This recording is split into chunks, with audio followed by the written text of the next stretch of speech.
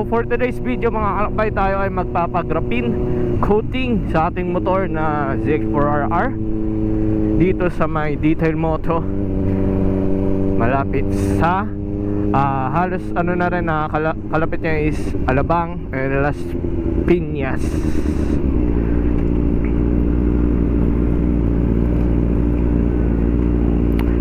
So sinamahan tayo ng ating tropa na naka R15.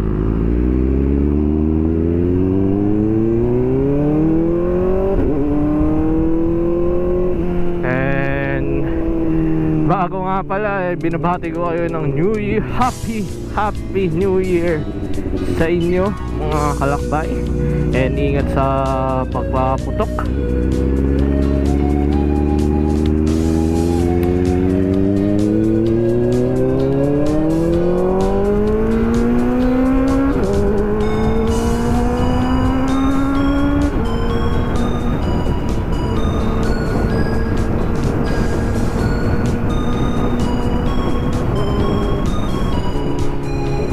Ingat nga lang tayo mga kalakbay dahil sasapit ang bagong taon. Ayan, may konting paglalaro tayo.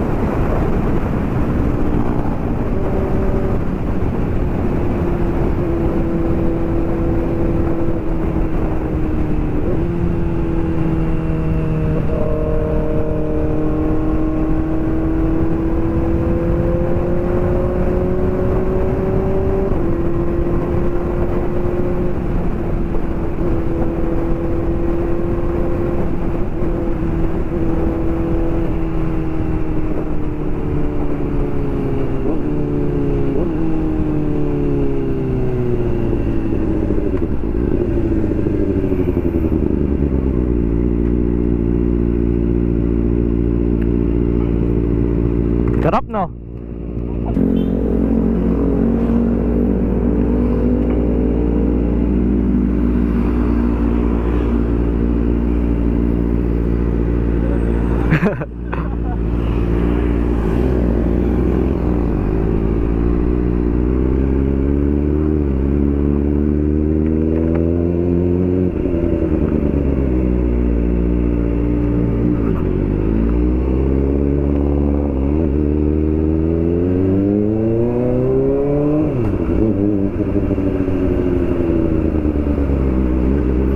Dito, pangatlong kanto.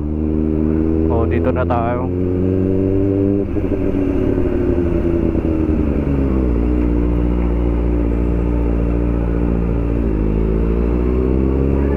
Ano saan dito eh?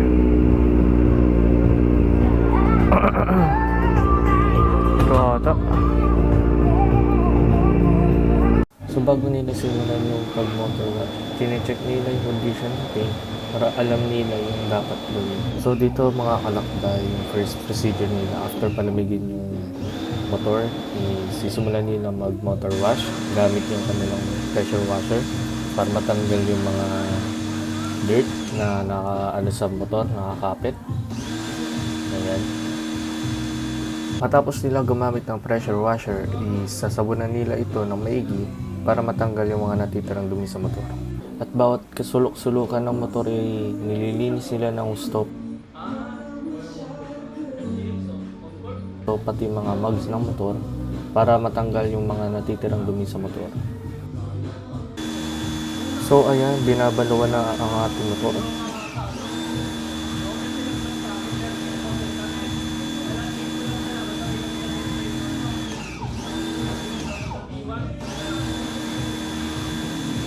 So dito, dalawa sila gumagamit ng air blower para mabilis mapatuyo ang motor.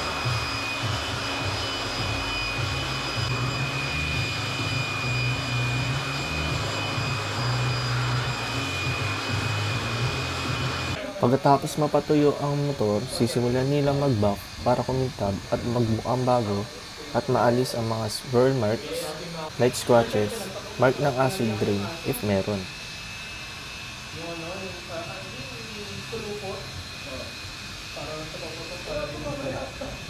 After mabuff, hindi ko lang nakunan is may ni-spray sila na parang degreaser ata tawag doon para maalis yung oil or wax pagkatapos nila mabuff ang motor para kumapit lalo ang graphene coating sa ating pintura. So ito, sinisimulan na ng detailer ang pag-apply ng nano graphene coating sa ating motor. Pagkatapos niya lagyan yung part ay pupunasan niya ito para lumabas ang pagkakintab ng motor. Bakit nga ba graphene coating ang pinalagay ko, hindi ceramic coating sa aking motor? Ang graphene coating ay bagong product na nilabas sa market at mas matagal ang lifespan, 5 or 7 years depende sa pag-aalaga at pag-maintain ng coating. At ang graphene coating walang curing process, unlike sa ceramic coating need i-cure ng 24 hours at bawal gumamit ng any product na may halong wax. Same lang din sa ceramic coating at para malaman nyo ang difference, search nyo na lang kay paring Google ang pinagkaiba ng dalawa.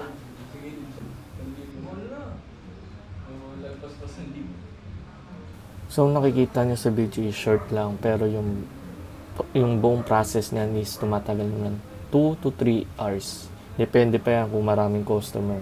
So sa magpapalagay ng graphene coating is agahan nyo na lang.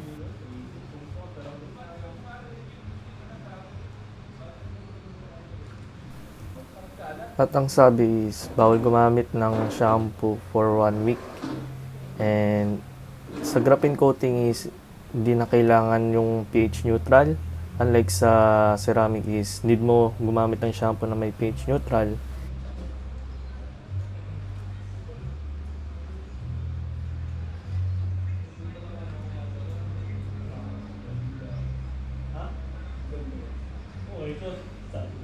So matapos ma-coat ng graphene coating ang ating motor, mag-wait lang tayo ng 10 minutes and ready to go na.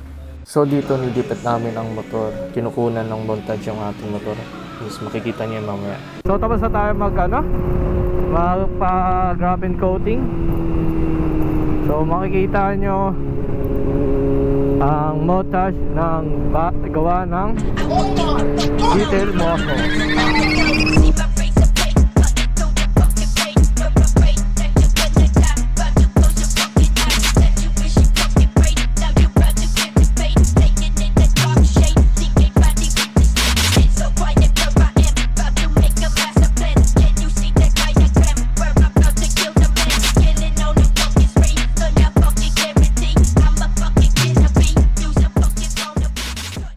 So ngayon ay pauwi na tayo and salamat sa panonood sa ating video.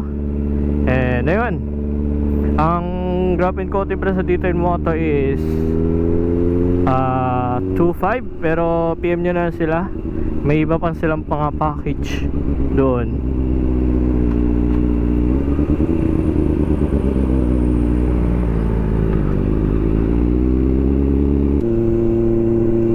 So ayun mga kalakbay, and Happy New Year and ingat and then always ride safe mga kalakbay, and salubungan natin ang 2024 ng masaya and makatanggap ng mga panibagong blessing sa atin sa darating na 2024.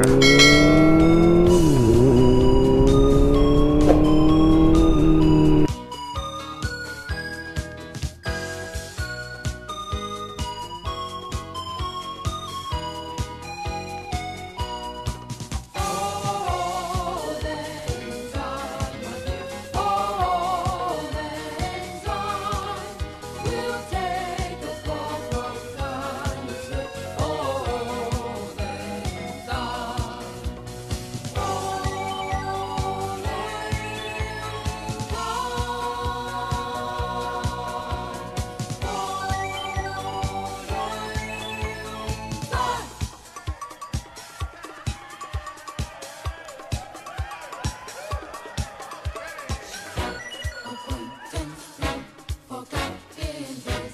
of old lang